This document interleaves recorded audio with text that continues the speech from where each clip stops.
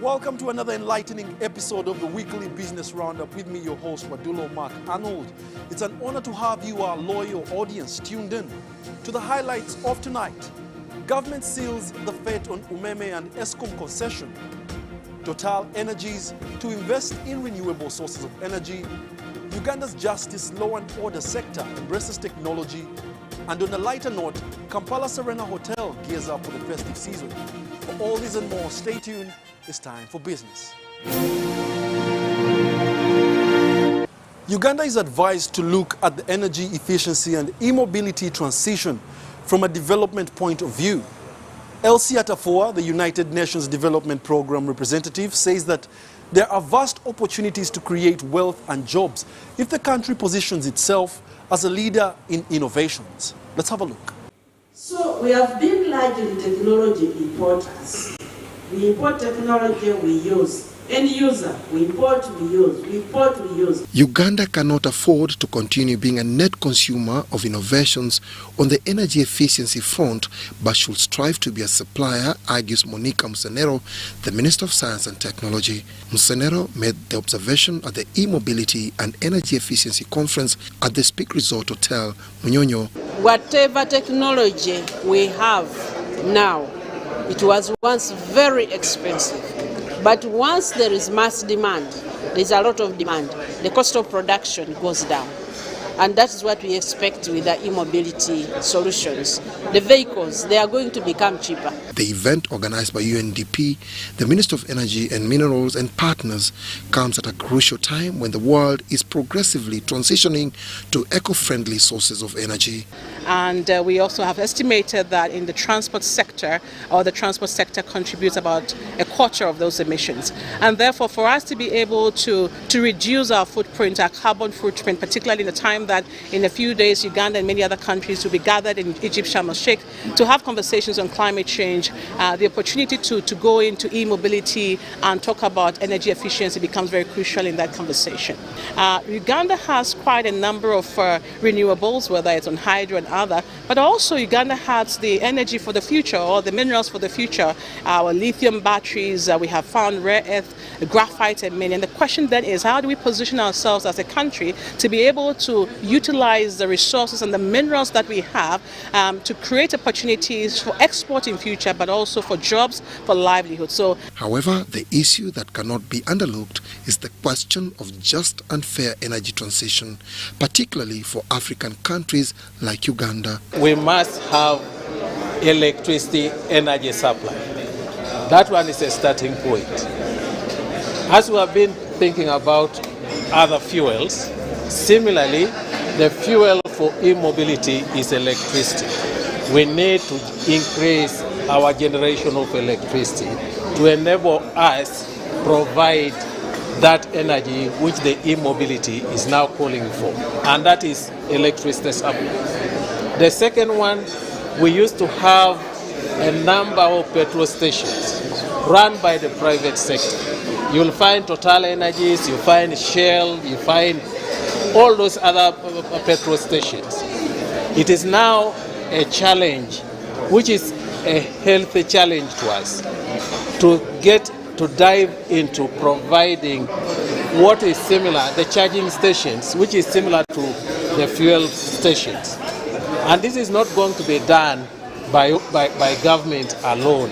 as we get into e-mobility and other spaces like this, we also have to deal with the issue around fossil fuel and balance those as we move forward. And I think this conversation also comes together in many ways. So yes, we are also using this a way to say that, you know, despite the fact that the country is also pursuing that angle, it's also doing some fantastic and transformational work in that regard. And I think finally, within the context of the Africa Free Trade Continental Area Agreement, the AfCFTA, which offers an opportunity for African countries to trade amongst themselves. And as you know, we only trade amongst ourselves 13.3%. Now, how do we use e-mobility and the infrastructure and the ecosystem to build regional value chains, for example? What can Uganda do together with its partners in the ESC region, but also by extension Africa as a whole? And I think the opportunity to look at the value chain much more strategically within the continent to create wealth both within the continent but also to position ourselves to export to the other parts of the world. Analysts argue that it is imperative for Uganda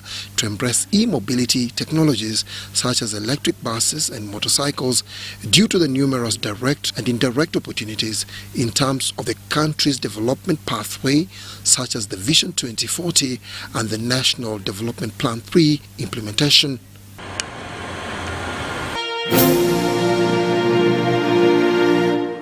Efforts being made by various public and private sector players in the technology space are already yielding positive results in the justice, law and order sector.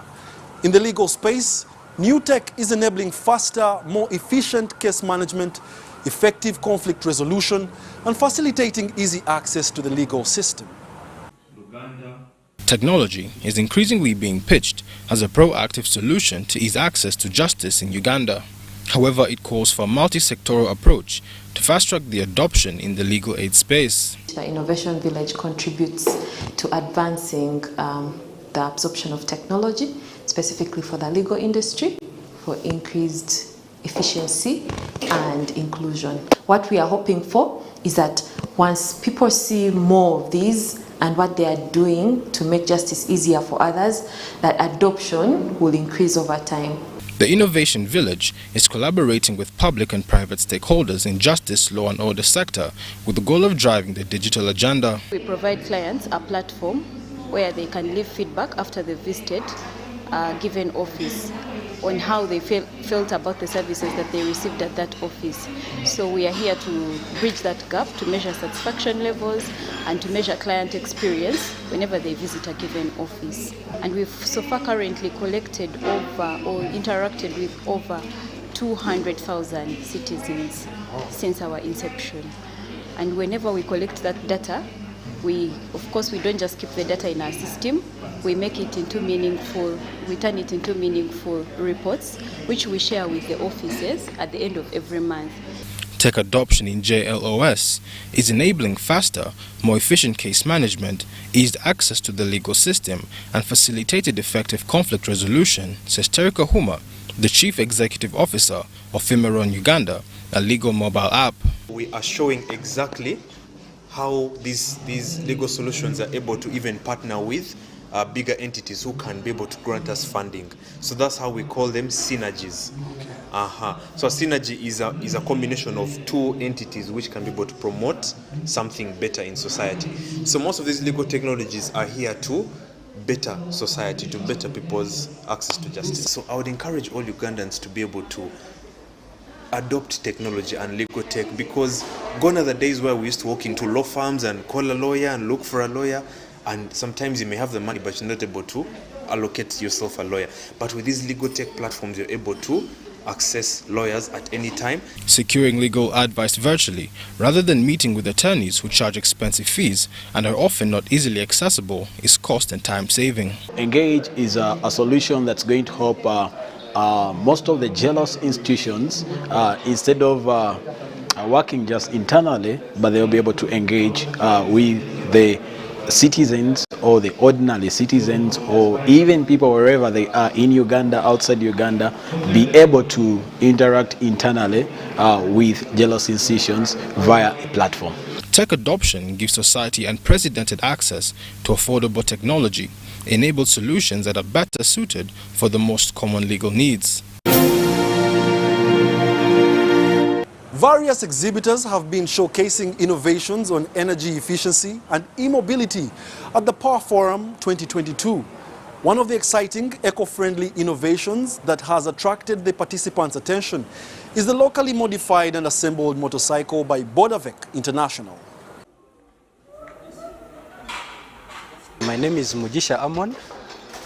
I'm a technician, assembly, Bodavec International.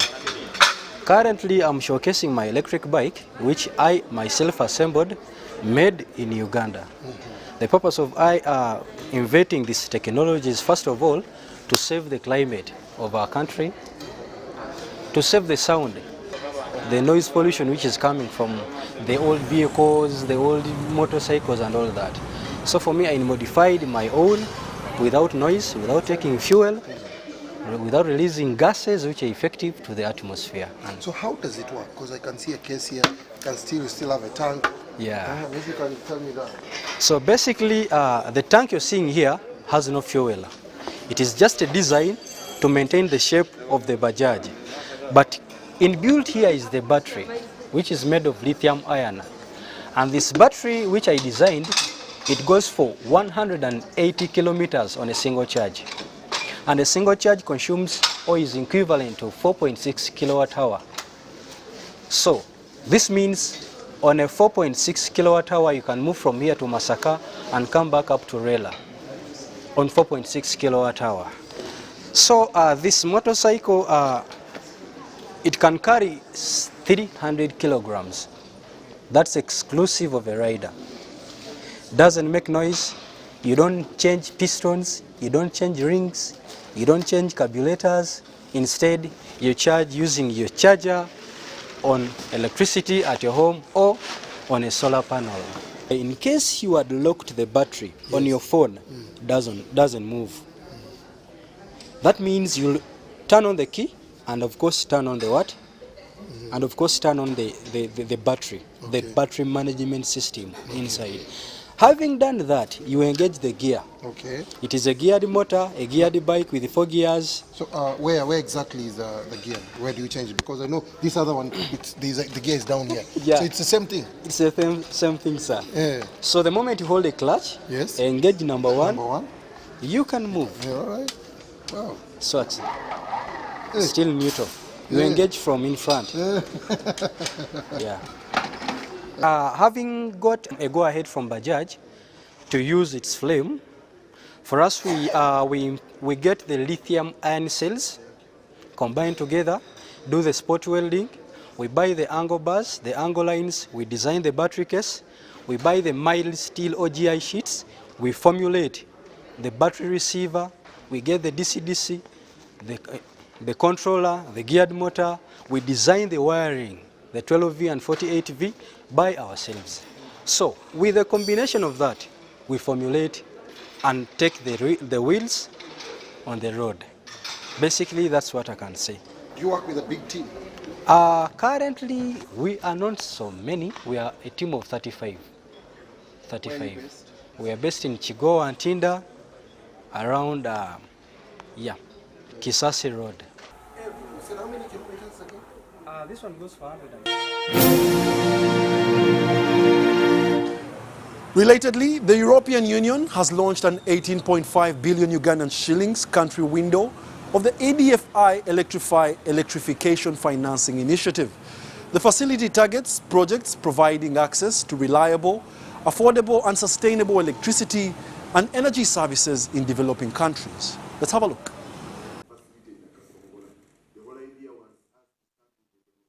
In December 2020, the EU and EDFI Electrify agreed on establishing a dedicated Electrify country window for Uganda with a specific funding package of 5 million euros to be invested in renewable energy companies active in Uganda.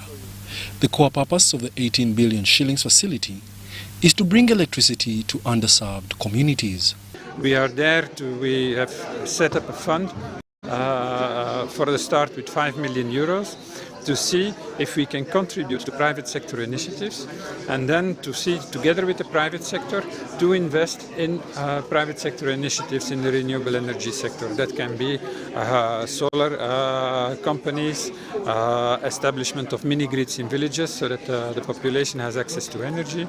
In the last 5 years, the EU has set up a program to support Uganda's energy sector worth more than 100 million euros, an initiative accomplished through a team approach. We're hoping to develop initiatives with guarantees through which we can work with the normal banking sector in order to have the very small companies. These companies that we are targeting already have an experience in the renewable energy sector, but have a dedicated business plan, but still lack the financing to scaling up what they are doing already. The launch of the Uganda countrywide window Electrify was on the sidelines of the Renewable Energy Conference 2022 at Speak Resort Hotel, Munyonyo. Growing access is a global mandate. And if we are going to do that, whether it's in urban or rural, we are going to have to look at the challenges today. Our challenge, the big one, and that's why we are a big room here, is financing. If we can come up with innovative mechanisms for financing, and we are not talking about only financing private sector that supply these technologies, but like my colleague said, the consumers as well. How would we create mechanisms that allow a consumer to access these financing that they would need for the upfront cost if you want, for example, to do solar? So that is critical. That's the biggest capacity challenge that we would have. If we met that, then the supply of the technology will be sure of the payment, and I can afford to take in one or two options of these renewables. So that's very critical. The aim of the 5-day event is to discuss and advance innovative and inclusive joint public-private collaboration to support renewable energy initiatives committed to accelerating clean energy access in Uganda. Wadula Arnold for UBC Business. Government says that it will not renew Eskom Uganda Limited and Umeme's concession when they come to their natural end in 2023 and 2025 respectively. The two energy sector affiliated companies had a 20-year service contract with Government of Uganda. Dennis Sigor reports. According to Kasai Opolot, the State Minister for Energy, government agencies, Uganda Electricity Generation Company and Uganda Electricity Distribution Company Limited are set to take over the management of the key power projects. Next one which is ending is Eskom concession, which has been running for the last 20 years. It's coming to an end in March 2023. And we have prepared that those plants, Kira and Nalubali, to be run by our own Uganda Electricity Generation Company. The next one, which is coming to an end in 2025, is Umeme concession. Cabinet has already made a decision that we allow that concession to come to its final end in 2025. And we are preparing UEDCL to take over the distribution of electricity in the country. The revelation at the Power Forum 2022 in Kampala follows protracted discussions by the utility company and government on concession extension, on whether the public entities appointed to manage the 180 megawatts Nalubale power station in Jinja and Umeme have technical and human resource capacity. The electricity regulator had this to say. I really don't see that as a problem. It's run by Ugandans. When you go to Umeme, right from the MD up to the messenger or the cleaner, they are all Ugandans. And this is in line with the government program of building local content. So really I want to assure the public that we have been building capacity, and whichever decision that government makes, even as we speak now, the sector is run by majority Ugandans. Umeme Limited is the largest energy distributor in Uganda, distributing about 97% of all electricity, whereas Eskom Uganda Limited, that runs Nalubale Power Dam, is a subsidiary company of Eskom Enterprises, state-owned company limited of South Africa. Dennis Igoa and Juman Samba for UBC News. Total Energies Uganda has signed a solar project agreement with the government of Uganda through the Ministry of Energy and Mineral Development for the possible deployment of 120 megawatts of solar photovoltaic technology. Let's have a look. The collaboration follows the establishment of a framework of large-scale renewable energy projects in Uganda through a Memorandum of Understanding signed on the 1st of February 2022. Fully maybe in hydro, and we have also ambition to be a key player and a key partner on the development of e-mobility. We have more than 200 service stations across the country. And I think we are well placed to help in this development of e-mobility. Subsequently, the government of Uganda identified and proposed 6 possible sites in Kapeka, Iganga, Tororo, Kumi, Bukedea and Palisa for development by Total Energies. And what we are going to do in this MOU, the intention is to generate data. Data is extremely important for any development on solar. A feasibility study which will give us an insight on what is possible and what's not possible. And it will also enable us to actually determine how much solar is harvestable into energy and how reliable can we make it. And this study should also be talking to other projects, as Filippo has said.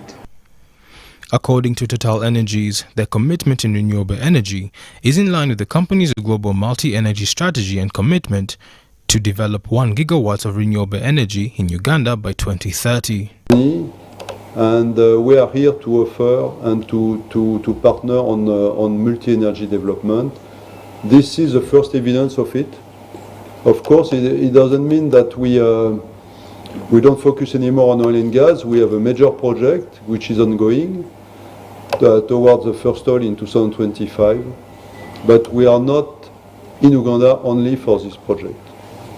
We are here really to help across the whole panel of solutions to develop energy in Uganda. So for me, it's a great moment, it's a great pleasure, and because we are showcasing this willingness really to be this privileged partner. The government of Uganda identified solar PV technology as a critical renewable energy technology that will ensure it meets its emission targets under the nationally determined contributions, but also its energy needs in the short term, medium, long term, in line with the national vision of 2040.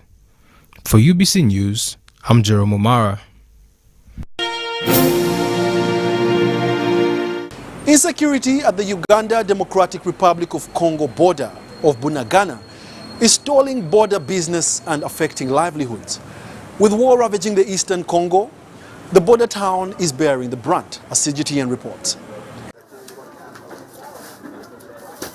Charles Majambere is a maize flour dealer at the Uganda-DR Congo border. He's struggling to stay in business.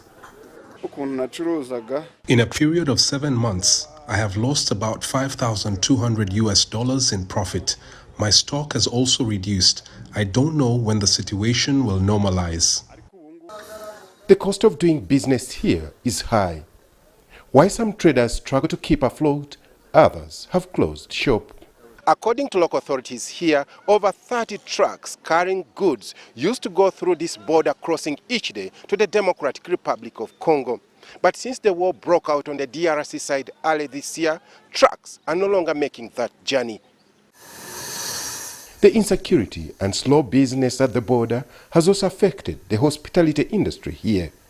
Drivers, turn boys and others, they would sleep here, eat here, drink here. So the lodges here are closed, the shops are closed, the hotels are closed, there's no business. In a statement, the African Union Peace Envoy and former President of Kenya, Uhuru Kenyatta, has called upon the warring parties in the DR Congo to pursue a negotiated settlement through peace talks under the East African Community-led process. The Democratic Republic of Congo is accusing Rwanda of fueling the conflict. Rwanda has continuously denied the accusations. But many traders like Majambere are only hoping that a peaceful settlement is reached quickly so that businesses can flourish.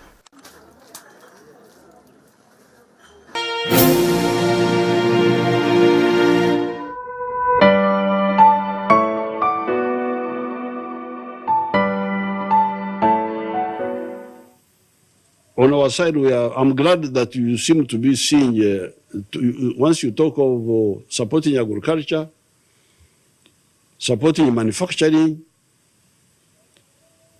supporting exports, then I think